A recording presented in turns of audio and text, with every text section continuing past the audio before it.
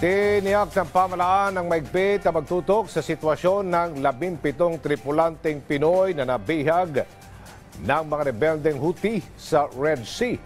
Sa programang Bagong Pilipinas ngayon, sinabi ni House Committee on Overseas Workers Affairs Chair Ron Salo, buhay at ligtas ang mga biktima o buhay at ligtas sa mga biktima. Nakatutok na ang DFA at DMW upang makalaya at makauwi na sila sa lalong madaling panahon.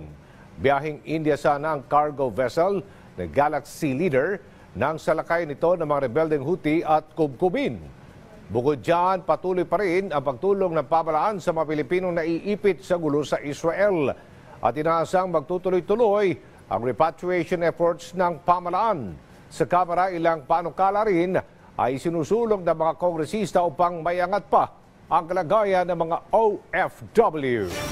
Medyo mabigat nga itong kinaharap ng 17 po natin na tripulante na nabinihag po ng rebelde. At ngayon, wino-workout po natin, ongoing po yung pakipag-ugnayan po ng ating DMW at ng DFA. Ongoing din po yung pakipag-usap ng DFA po natin sa iba't ibang mga bansa. Pagdating naman po dun sa Israel, kagahapon po, dumating po yung 9th batch. 9th batch na po ata yun. 299 na po yung dumating mula sa bansang Israel na mga kababayan po natin. Natuwa po tayo, kasama rin po tayo na nandoon, and sinisigurado po natin na yung assistance ng ating pamahalaan ay patuloy maibigay po sa kanila